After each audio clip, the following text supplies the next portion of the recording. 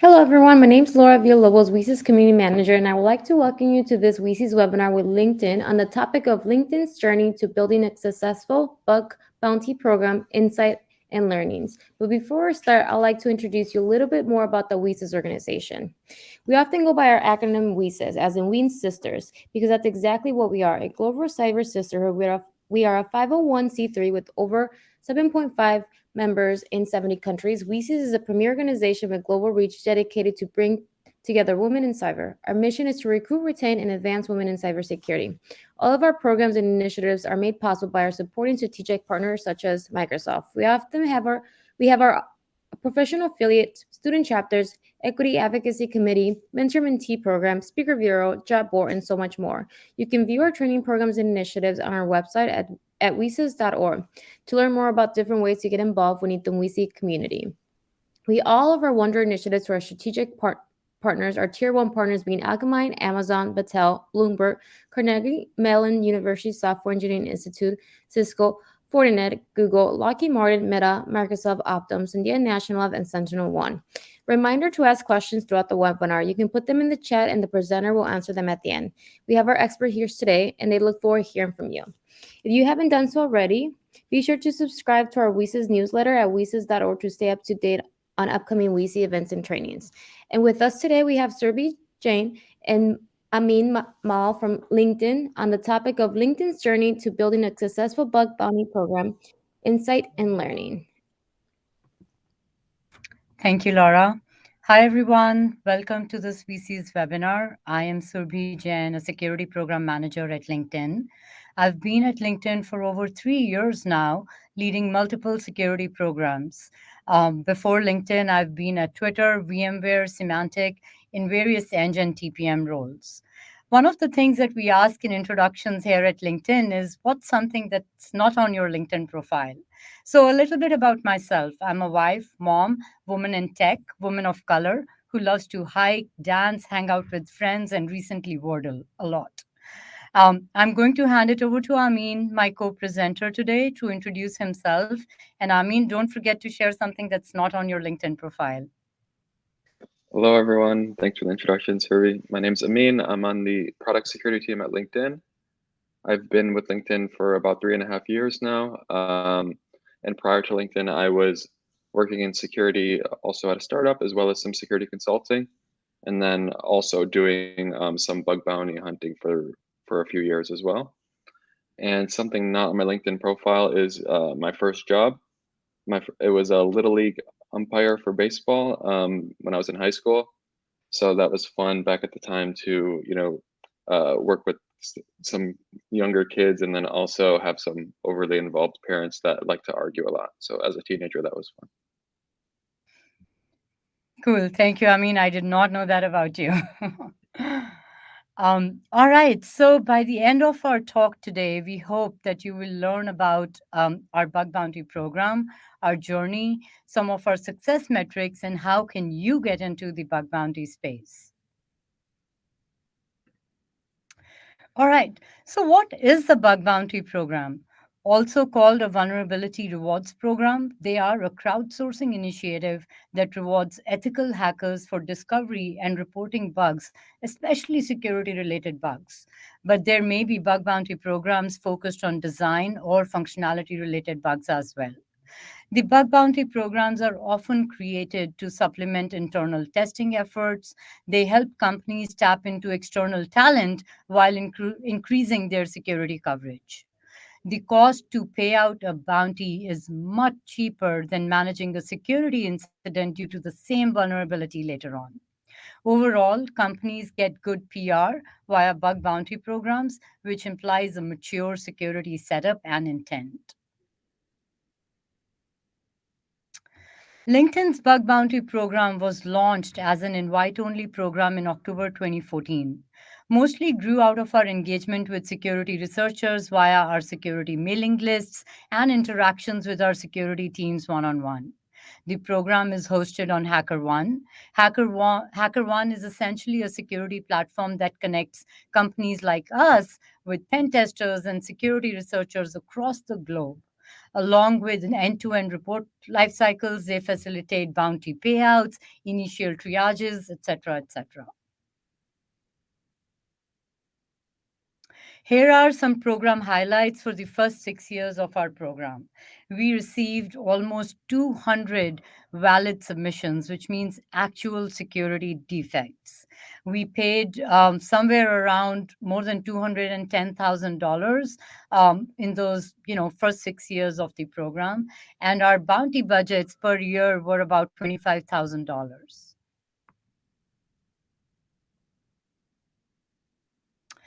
So during the initial few years, we built, managed, and continued to improve the program and leveraged its value to improve the effectiveness of our security teams. Based on our experience running the private program and the value proposition it brings to the team, and the broader business, we believed that we could scale this program further to significantly reduce the unknown risk on the platform and de incentivize exploitation of security vulnerabilities for social fame and profit. And that led us to think about opening up the program to all hackers on the HackerOne platform, which essentially meant a public launch. So, here are some gaps that we observed when the program was private only. One of the top things was lack of timely communication. Most researchers anticipate that each and every bug will be acknowledged, triaged, fixed, and recognized with the same level of urgency and severity. But in reality, that wasn't possible due to many reasons. Resolution times vary, severity varies, small teams may not be able to meet SLAs, and so on. Lack of researcher recognition. We did not have a reward or recognition program for reporters that submitted bugs through our security mailing lists. We were only adding select researchers to the HackerOne program based on the quality of their reports and their public bug bounty profiles. As a result, sometimes we had disgruntled researchers who wanted to make the bugs public before they were fixed, and so on.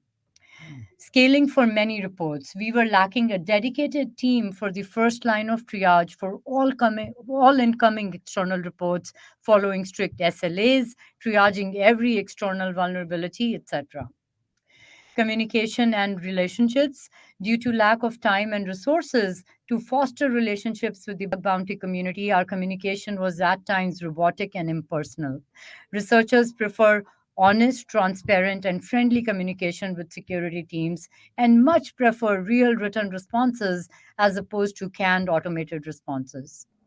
We also needed a bunch of internal improvements like runbook guidelines updates, HackerOne Jira automation. Jira is our internal defect tracking system, streamlined workflows, etc. Report life cycles weren't being tracked end to end and effectively.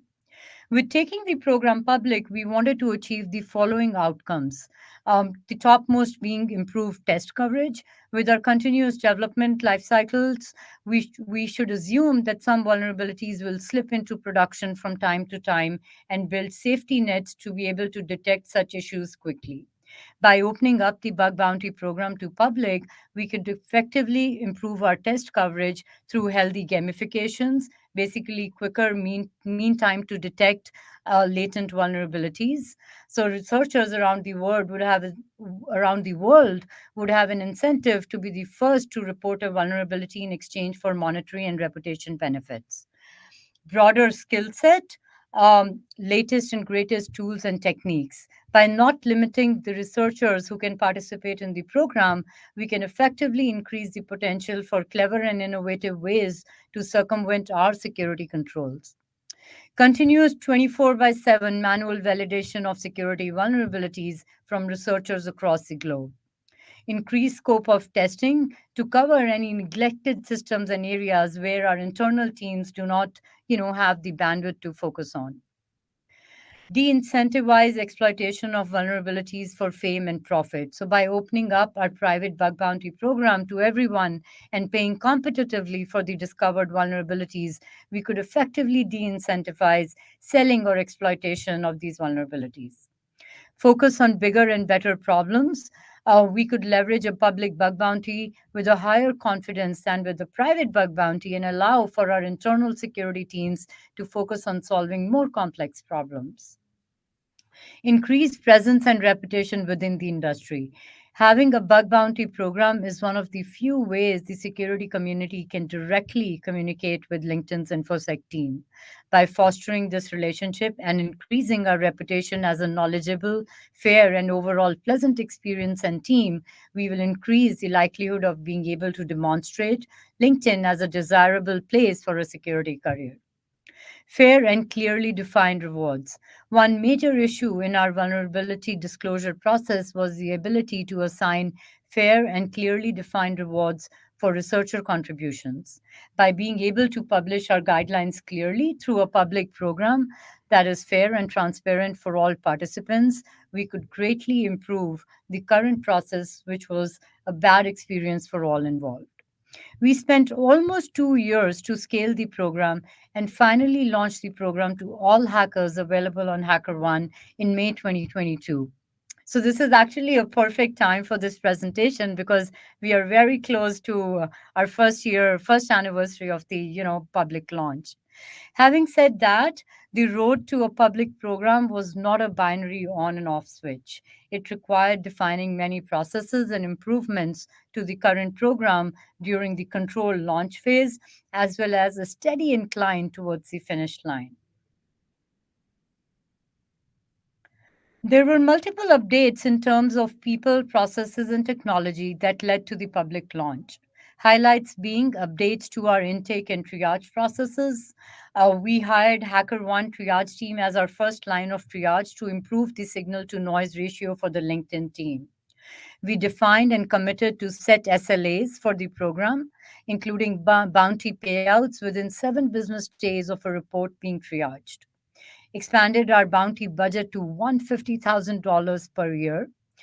We planned elaborate post-launch comms with our legal and corp cops teams, and then also teams on standby in case there are any fires and so on. We updated our policy, inducted top hackers into the program, and scaled the program to 4x times before taking the final plunge. And there was so much more. Now I'll hand it over to Amin to talk about some of the tech updates that went in, till until the public launch. Amin, over to you. Cool. Thank you, Survey. So we've made a number of different technology-related improvements, starting with the triage process. So the way we score and reward vulnerabilities on the program is through CVSS calculations. And because we have a sizable team, we want to make sure that we're doing it in a consistent and objective fashion. So the way we've done that is have documentation around how to properly score vulnerabilities, internal tools for the calculation, and essentially, give us a way to make sure that we can be comfortable saying that each vulnerability is scored in a consistent fashion. We've also updated internal SLAs and applied those changes directly within our ticketing workflow so that developers understand that, based on certain severities, such as critical and high, they might have a much stricter SLA than a lower priority issue. And those are reflected directly within our tickets so that both us and the development teams can understand, how many days are left until this issue might fall out of SLA. We've made a number of different updates to our administrative tasks. So we have 2 different ticketing systems here, essentially, with HackerOne and Jira internally. So we want to make sure that we can create tickets from HackerOne and have that state be consistent within both of these systems. So we have automation to support that. We also have automation that will send out reminders if there's an action we need to take, such as like a new comment came in that we need to respond to, or a new report on HackerOne. And then we have internal metrics and dashboards that show us areas that we're doing well, but also more importantly, areas that we're lacking and we can improve with it. Okay, Surbi, back to you. Thank you, Amin. Some program highlights since our control launch to the public program. We received the same number of bugs in the last 2 years that we did in the first 6 years, so around 200 actual security issues. Similarly, bounty payouts to the tune of more than $200,000 during our control launch phase until now. The program now pays a maximum of $15,000 for a critical vulnerability that's submitted to the program. handing it over to Amin to talk about our program metrics, our philosophy, and how you can get into the bug bounty space. Amin, over to you. Cool. Thank you. So as mentioned, we use HackerOne not only as the platform where we run our program, but also we use their triage service to take a first line of triage essentially. And what they'll do is when an incoming report comes in, they'll take a look, see if it looks legitimate or not. And if it does look legitimate, they'll forward it over to our team and we'll complete the final triage. So we're tracking metrics on kind of both ends here, both within HackerOne and internally. So that includes average time to first response. So how quickly are we responding to the researcher's report, the average triage time, the time between when we receive the report to when it's validated and migrated to the triage state, average time to bounty, which we try to pay as quick as possible. This is something that researchers definitely look for. I'll talk about this in a couple slides. But essentially, we want to make sure that we're paying bounties as soon as possible, ideally at the time of triage. And then also bounty awarded trends to identify, month over month bounty payments, as well as if we're paying a lot of bounties in a particular vulnerability class, that's something that might be interesting to us. And then we have internal metrics such as time to resolution. As mentioned, we have different SLAs based on the priority, and we want to make sure that we're not falling out of SLA for those. And then time to respond within our own internal teams. A lot of times our engineering teams will come back to us with questions about how to fix a particular issue or clarification on how to reproduce it. So we want to make sure that we're not lacking on response to them, because then that just means the ticket's sitting in a sale state waiting on us. So when we were kind of approaching the topic of taking the program public, we wanted to make sure to like clearly identify and document our program philosophy. I personally started in bug bounty as a researcher myself, so by doing that, you can really understand how a program should be run, what makes a good program, what doesn't, and really understand that bug bounties are a two-way relationship. It's very competitive on both ends. We as a program want the best researchers on our program because they're going to be providing the highest impactful findings, and the top researchers have a lot of available programs to look at, so they're only going to be looking at the best programs as well. So one way we believe to accomplish that is through transparency. So where possible, over communicate, give precise rationale for decisions, don't leave ambiguity, and then also provide insight into our own internal processes and the current state of the report. All of these things help build trust with the researcher and make them more likely to want to continue working with you. We want to be as fair as possible. Number one way to do that is to pay bounties based on the maximum impact. And what that means is even if a researcher submits a report, they might think it's a low risk issue because they don't have, the full context that our internal teams might have. So when we receive that report, we want to do, a full analysis on it to ensure that we understand the impact ourselves. And if we identify that the issue is actually high risk, then we'll make sure to pay the bounty for a high risk issue and not the low risk, even though that's what they initially thought. And when in doubt, ruling on the side of researchers, if reasonable, is also a great way to continue to build trust. It will help them, kind of think that you're on their side as well. You're advocating for them, and that makes them more likely to, want to take part and work with you. And then also promptness. So quick responses and quick bounty payments. I would say these are two very important aspects that bug bounty hunters look for, especially bounty payments. No one wants to submit a report, have it be valid, and then not receive a bounty for your work for like 6 months, which definitely does happen in some occasions.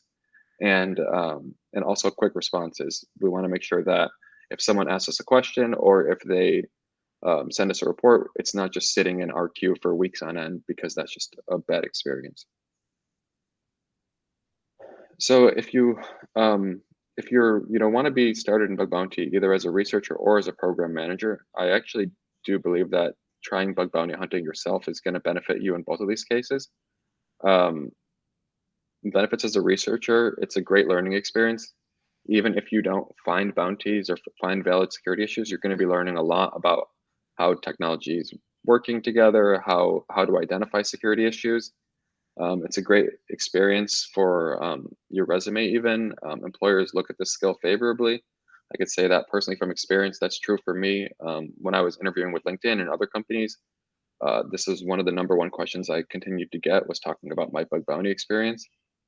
Um, Networking opportunities to learn and collaborate with others is also a great positive. There's a lot of people in a similar boat trying to learn together, and it keeps you motivated, helps you meet other people in the industry that are going to be useful in the future. It's a good source of income. Like I mentioned, it is a steep learning curve. It's not going to be, jump in day one with no experience and make a lot of money, but eventually it does get easier. And with more companies getting involved in bug bounties, the competitiveness is going up, which also means the bounty amounts is going up. So over time, it can be a really good source of income and possibly even a full-time job if that interests you. And then it's just fun in general. A lot of the most popular brands in the world are involved in bug bounty.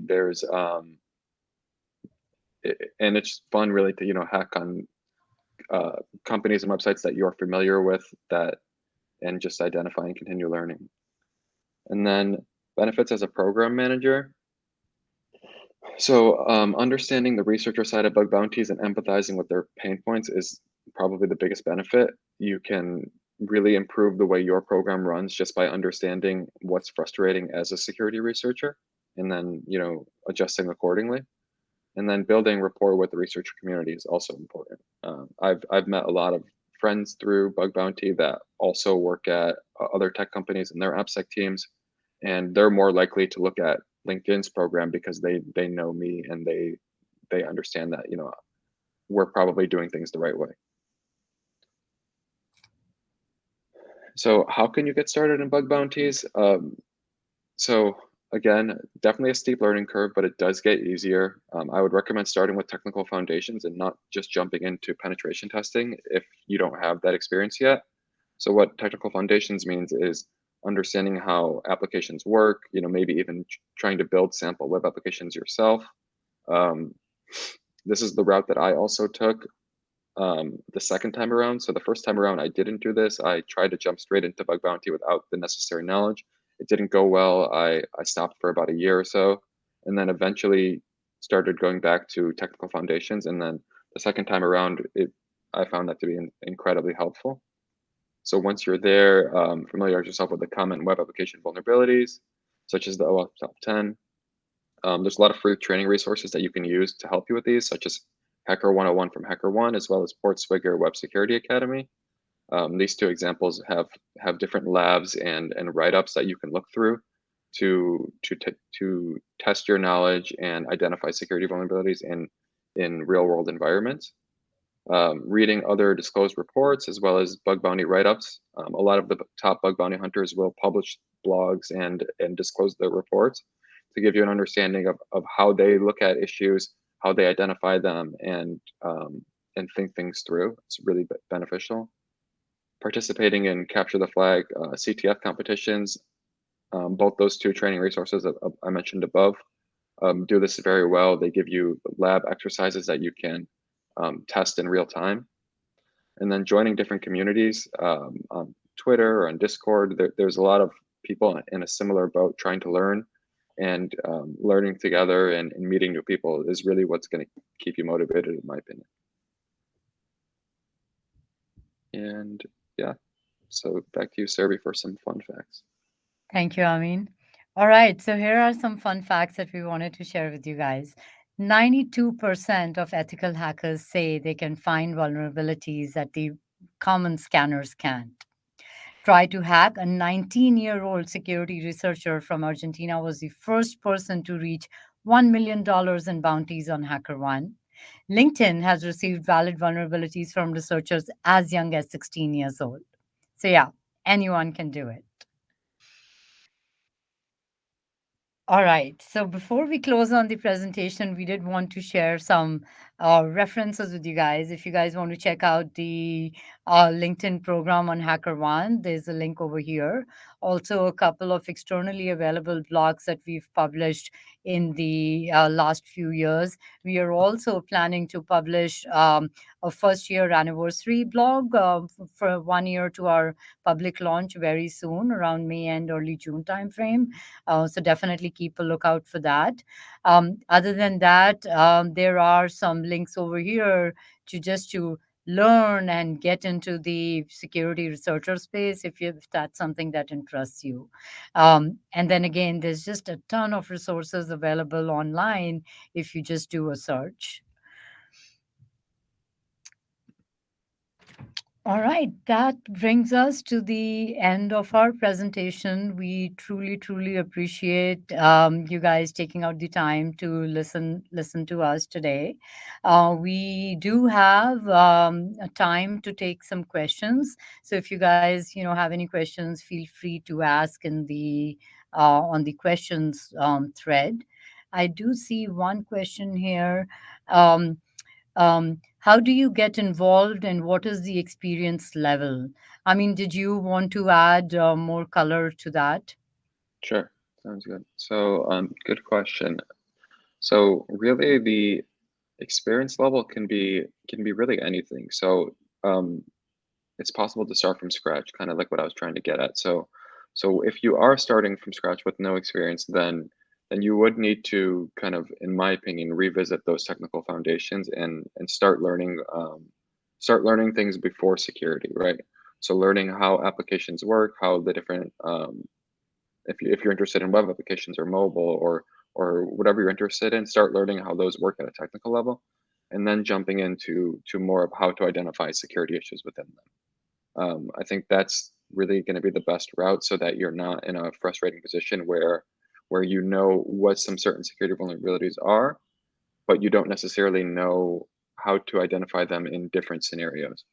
Um, so that could be from scratch, but if you are, at a high experience level and you've been working in the field for years, then getting into it's going to be a lot easier for you. It's going to be more of just kind of like a refresher on how to identify whatever vulnerability classes you're looking for, um, and whether it's for web applications or not. Web applications are definitely the more common form in the bug bounty industry today, but that's not the only area. So understanding what you're interested in, and then really just jumping into it is the best way to do it. I'd recommend looking at HackerOne. They have a ton of different programs on there that you can look at. Most of them are public, and you can get started there just reading their policy, seeing their reward table and things like that. Thank you. I mean, a question for you that came to my mind right now is, does this does this also help in getting into like a security engineer job at a tech company? How would you, what does that look like? Yeah, definitely. I would say yes, 100%. Um, so a lot of what you learn in bug bounty is like 100% applicable to a security engineering job, especially for application security. Um, I personally would say that I learned like most of what I know about penetration testing and identifying security issues through bug bounty experience. So I would definitely recommend it if that's your end goal. Like I mentioned earlier, it also looks good on a resume to most people. They're gonna ask you about that because it's basically like real experience without necessarily working directly for a company. Yeah, yeah, totally. Thank you. Um, I don't see any other questions in the chat. We can probably give it a minute or two more if there are any questions before we wrap up.